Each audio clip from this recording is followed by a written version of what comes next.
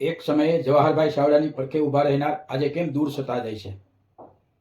મિત્રો, જ્યારથી જવાહરભાઈ ચાવડા લેટર લખીને વડાપ્રધાનને રજૂઆત કરી, સહકાર મંત્રીને રજૂઆત કરી અને એ જે સિલસિલો ચાલુ રહ્યો છે ત્યારથી જુનાગઢ ભાજપમાં ઘણા વાદ વિવાદ ઊભા થયા છે. અને એમાં વાત કરીએ આપણા સમાજની તો જવાહરભાઈ ચાવડા આપણા સમાજના એક ખમતીધર નેતા અને આગેવાન છે. ત્યારે હમણાં જે જવાહરભાઈ ચાવડા ભાજપ સામે જે બાયો ચડાવે છે અથવા તો ભાજપના કેટલાક લોકો દ્વારા જુનાગઢ જિલ્લામાં જે ભ્રષ્ટાચાર થયો છે એના વિરુદ્ધ ફરિયાદ કરે છે, એના વિરુદ્ધ રજૂઆત કરે છે, ત્યારે જવાહરભાઈ ચાવડા સામેવાળા પણ સામો આક્ષેપ કરે છે, સવાલો ઉઠાવે છે અને આ રીતે જુનાગઢનું રાજકારણ સગડોળે ચડ્યું છે. અને એમાં ખાસ કરીને આપણે આહિર સમાજની વાત કરીએ તો હમણાં એટલે એકાદ બે દિવસમાં માણાવદર માર્કેટિંગ યાર્ડના ચેરમેન જગદીશભાઈ મારુ એમણે પણ રાજીનામું આપી દીધું. જગદીશભાઈ મારુ કે જે માણાવદર માર્કેટિંગ યાર્ડના ચેરમેન છે તેમણે રાજીનામું આપી દીધું. એ રાજીનામું આપેલો આ પત્ર છે. કારણ કે જગદીશભાઈ મારુ જવાહરભાઈના ખાસ ગણાતા હતા, ત્યારે એણે રાજીનામું આપ્યું ત્યારે આ જે વાદ વિવાદ ચાલે છે એમાં થોડો વધારે ભડકો થયો હોય એવું લાગે છે. ત્યારે મિત્રો, આવો આપણે જગદીશભાઈ મારુ સાથે જે કાંઈ મેં વાત કરી છે એ ટેલિફોનિક વાત સાંભળીએ. હા, બોલો બોલો. કેમ છો જગદીશભાઈ? મજામાં. કાનાભાઈ બોલું, ઉપલેટર થી. હા, બોલો બોલો. હવે બસ ફોન તો મેં એવા માટે કર્યો હતો કે આ જે તમારું હમણાં પ્રકરણ હાલે છે જુનાગઢમાં જવાહરભાઈ ચાવડાનું, અને તમે રાજીનામું આપ્યું છે અને તમારો ઓલો વિડીયો એ બહાર પડ્યો છે, એટલે એ બારામાં થોડાક મારે તમને પ્રશ્ન પૂછવા છે, વાત કરવી છે. કારણ કે મારી ચેનલ કદાચ તમે જોતા હશો, આહિર દર્પણ, આપણા આહિર સમાજને લગતી બધી, તો એમાં ખરેખર હકીકત શું છે? કેમ હકીકત એટલે કે તમે રાજીનામું આપી દીધું છે અને એમાં તમે લખ્યું છે કે જવાહરભાઈ ની નીતિ રીતિ સામે મને વાંધો છે. તો તમે 2.5 વર્ષ સુધી તો એમાં ટૂંકમાં ચેરમેન પદે હતા જ, તો હવે અચાનક કેમ એવો પ્રોબ્લેમ થયો? અને સમય નથી આપી તો કે હું મારા ધંધાના કામથી બધે રખડતો હોય, બરોબર, જે હોદ્દા ઉપર બેઠા હોય, બરોબર, એને આપણે ટાઈમ ટેબલ ન આપી શકીએ. હા, બરોબર, મારે કારણે બધું રોકાય. હા. હવે પછી એક બીજો મને આમ સવાલ થાય છે થોડોક, કે આટલા ટાઈમ સુધી તમે આ પ્રશ્ન ઉઠાવ્યો નહીં કે રાજીનામું ના આપ્યું, તો એનું કઈ કારણ તો હશે ને? કારણ એ હતું કે જયારે હું ચેરમેન બન્યો ત્યારે હું પ્રોપર માણાવદરમાં વેપાર કરતો, બરોબર, હવે હું અત્યારે બહાર રહું છું, બરોબર, ત્યાંથી અહીંયા 5 દી અઠવાડિયે આવવાનું થાય, પણ હવે હું પહોંચી નથી શકતો, બરોબર. અને કે પછી આમાં કઈ બીજું રાજકારણ, જવાહરભાઈ નું રાજકારણ ખતમ કરવાનું કે એવું તો કઈ છે નહીં આપણે? કોઈ વસ્તુ નહીં. કારણ કે જે રીતે આ કિરીટભાઈ પટેલ, પછી અરવિંદભાઈ લાડાણી અને જયેશભાઈ રાદડિયા, એના જે છેલ્લે પ્રોગ્રામ ના કે કાર્યક્રમો જોઈએ એનાથી એવું લાગે કે આપણા આહિર સમાજમાં આ લોકો કદાચ ફાટા પડાવતા હોય. દિનેશભાઈ જે રીતે જવાહરભાઈ ચાવડાની સામે છે એવી રીતે કઈ આમ એવું કઈ અંદરખાને કઈ એવું રાજકારણ હોય કે કોઈ વસ્તુ નહીં એવું તમને કઈ લાગતું હોય? કારણ કે તમે તો મારા ખ્યાલ પ્રમાણે જવાહરભાઈ ચાવડાના એકદમ નજીક ગણાતા વ્યક્તિ છો. બરોબર. તો ટૂંકમાં તમે રાજીનામું તો તમારા અંગત પ્રશ્નોને લઈને આપ્યું એવું જ છે ને? હવે એક બીજું મારે આપણા સમાજ વિશે વાત કરવી છે કે જુનાગઢ જિલ્લામાં હવે આમ તો જોઈએ તો આપણું રાજકારણ ખતમ થઈ ગયું. તમને શું લાગે? લોકો નક્કી કરે ને, હું તો કઈ રીતે કહી શકું? લોકો તો બરોબર, પણ જે રીતે, કારણ કે લોકો તો આમાં બિચારા શું હોય, જે 5-7 આગેવાનો કે જે કઈ હોય એ કરતા હોય એમ કરતા હોય, પણ આવી રીતે અંદરો અંદર માની લો કે આપણા સમાજમાં કઈ ડખા પડે તો એની થોડી ઘણી અસર. જવાહરભાઈ ચૂંટણી લડતા હતા, બરોબર, ત્યારે આજ લોકો હરોવર ટૂંકમાં કે માનો કે આપમાંથી હતા તો ત્યારે સમાજને સમજવું જોઈએ ને. આપમાંથી કરશનબાપુ ભાદરકા લડ્યા હતા. આમ તો જવાહરભાઈ નું હારવાનું મેન કારણ આપણા જ નીડા એવું જ હતું.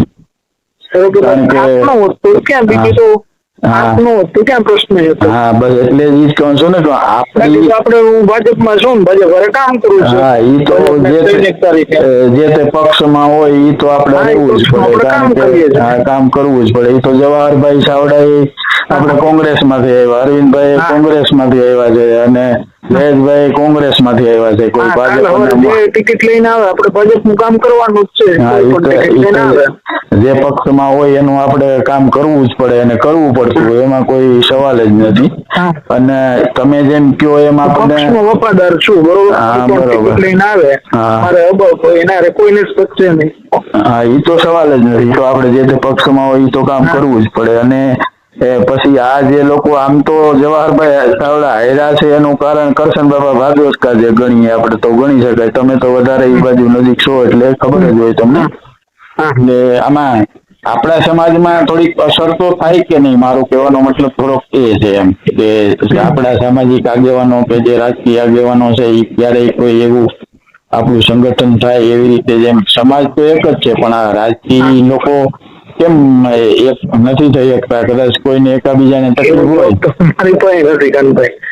અને દાખલા તરીકે હું તમને એવું કહું કે આ તમે રાજીનામું અત્યારે આપી દીધું, બરોબર, એ જાહેર થયું, આ જે પ્રકરણ હાલતું હતું એની અસર થોડીક વધારે પડે હવે કે ભાઈ આ તો જવાહરભાઈ ના ટૂંકમાં એની નજીકના હતા અને એને રાજીનામું આપ્યું છે.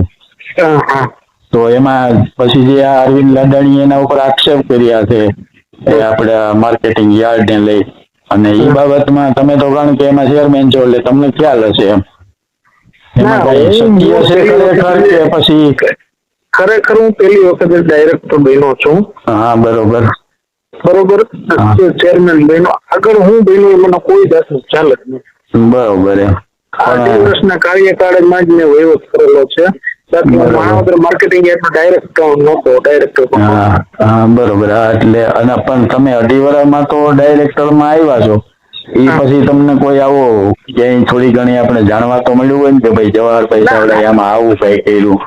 ના, એમાં હું જાણતો જ નથી કે આપણે દેશમાં ઉતરાય નથી. હા ના બરોબર. અને ઉમે મારા ખ્યાલ પ્રમાણે તો કિરીટભાઈ પટેલે બોલ્યા હતા કે સોનાની સમસીન થાળી લઈને જન્મ્યા છે, એટલે એ તો ગર્ભસીમાં જ છે, બધા જાણે જ છે એમ. હવે એને કઈ આવા કૌભાંડ જેમ અરવિંદભાઈ લાડાણી એના ઉપર આક્ષેપ કરે છે તો કઈ એના આવા કૌભાંડ કરવાની મારા ખ્યાલ પ્રમાણે જરૂર તો ન જ હોય અને એમાં નજર નાખે પણ નહીં. એટલે એ બાબતમાં તમારું શું કેવું છે? કે આવા જે એ બાબતમાં જાણતા જ નથી કોઈ, બરોબર, એમાં મારે કોઈ કોમેન્ટ કરવાની થતી જ નથી. પછી એટલે એમ કે તમે દાખલા તરીકે આટલા સમયથી જવાહરભાઈ સાથે સંકળાયેલા છો તો થોડો ઘણો અંદાજ તો આવે ને કે ભાઈ જવાહરભાઈ આવું તો ક્યારેય કરે નહીં અથવા તો કરે એમ. મને ક્યાંય એના બીજી અંગત બાબતોની મને કઈ ખ્યાલ જ ન હોય. હા એ તો અંગત બાબતમાં તો આપણે કઈ પડવાની ન હોય. પછી તમે એક બીજું કીધું કે આ જવાહરભાઈ ની નીતિ રીતિ મને પસંદ નથી, તો એ નીતિ રીતિ એટલે એમાં કેવી રીતની નીતિ રીતિ એટલે મતલબ સિસ્ટમ મને ન મજા આવતી. બરોબર. પણ એટલે જવાહરભાઈ તમને કેવી રીતે, તો એમાં કઈ હસ્તક્ષેપ કરતા તમારા કામમાં કે? ના, એવું કોઈ બાબત ક્યારેય નથી કરી. તો પછી એની નીતિ રીતિ અનુકૂળમાં કેવી રીતે? કારણ કે તમે વહીવટ કરવા તો માર્કેટિંગ યાર્ડ નો તમે સ્વતંત્ર જ હોય. હા, તો એમાં પછી જવાહરભાઈ ની નીતિ તમને કેવી રીતે નડતી એમ મારે એ સવાલ છે એમ. બીજું તેમાં હું નીતિ રીતિમાં કે સિસ્ટમમાં ન મજા આવતી હોય, બીજું તેમાં મારું કોઈ એમાં કઈ કહેવાનું થતું નથી. હા બરોબર. કારણ કે કામ તો તમારે સ્વતંત્ર કરવાનું હોય માર્કેટિંગ યાર્ડમાં, એમાં કઈ જવાહરભાઈ નો તો કઈ પ્રશ્ન આવતો જ નહીં. પણ આ તો તમે જે લેટર લેખો છે એમાં આવી બાબતનો ઉલ્લેખ છે એટલે કહું છું કે પછી એ લેટર આમ કોઈ ઉપરથી કોઈ આમ એવું બધું પ્લાન કરીને લખાયો છે કોઈ કે લખ્યો છે એવું તો કઈ નથી? હું મારી રીતે રાજીનામું ટાઈપ કરાવ્યું, મારી રીતે આપેલું છે, કોઈના કોઈ વસ્તુ કઈ કહેવાતી નથી. બરોબર. એમ હવે તમે આપણા સમાજ વિશે કે થોડુંક કયો કે રાજકીય રીતે આપણે કેવી રીતે અને ક્યાં ભૂલ થતી હોય છે અથવા તો ક્યાં કરવી અને ક્યાં ન કરવી જોઈએ? સાંભળો, કોઈ એવો મોટો રાજકીય માણસ નથી કાનભાઈ. બરોબર. હું તો ગામડાનો માણસ છું. હજી કોઈ એવો રાજકારણી નથી. હજી આજ મારી દાખલા તરીકે 35 વર્ષની ઉંમર છે. હા બરોબર. બરોબર. એટલે બીજું તો હું સમાજના દીકરા તરીકે બીજું તો કઈ હા બસ એટલે જ મારે કહેવાનું છે, કારણ કે આપણે જે આગળ પડતા આવતા હોય અને એને જ સંભાળવાનું છે. આવતા સમયમાં તો તમે રાજકારણ માટે ભલે પાપા પગલી કરતા હોય કે જે રીતે પ્રવેશ કર્યો હોય, પણ આગળ જતા તો આપણે જ આગળ આવીશું તો જ કોક આપણું હાલ છે ને. મારો કહેવાનો મતલબ એ છે એટલે કે તમે આપણે સ્ટેન્ડ દાખલા તરીકે હું મારો વ્યક્તિગત કહું તો હું આજે ભાજપમાં છું તો ભાજપ મારે રહું, મારા જેટલા સમાજના અને મતદાર લોકોના કામ થાય એટલે કામ.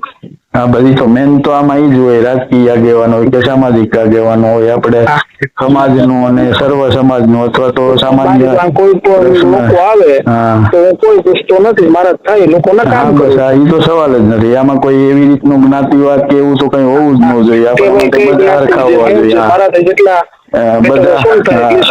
બધા હરખા હોવા જોઈએ, પણ આપણે જે સમાજમાં હોય અને જન્મ્યા હોય ને એમાં આપણું થોડુંક વધારે ઓલું હોય, વિશેષ હોય, એ તો દરેકમાં હોય જ, એ તો કોઈ સવાલ જ નથી. બાકી કોઈ જ્ઞાતિવાદ કરવાનું તો આમાં કઈ આવતું જ નથી. પણ આ લોકો જનરલી એવું થાય છે, અટાણે એવો સવાલ થાય છે કે આ જવાહરભાઈ ચાવડા સામે આ ત્રણેય પટેલ લોબીના એક થઈ ગયા છે, અને એમાં પેલા દિનેશભાઈ નો સાથ મળ્યો ને હવે તમારો સાથ મળ્યો, એવું આમ જાહેરમાં ચર્ચાય છે અથવા તો વાતાવરણ એવું ઊભું થાય છે. લોકો એના લોકમુખેથી બધી અલગ અલગ વાતો કરતા હોય. હા બસ એટલે જ મેં તમને ફોન કર્યો, કારણ કે મારે એમાં કોઈ વસ્તુ કોઈ હારે કોઈ લેવા દેવા નથી. બરોબર. ટૂંકમાં તમારે આ પ્રકરણ હારી કોઈ લેવા દેવા છે નહીં, કોઈ વસ્તુ લેવા દેવા જ નથી મારે કોઈ. બરોબર. આભાર તમારો, તમે ટાઈમ કાઢીને વાત કરી. Thank you.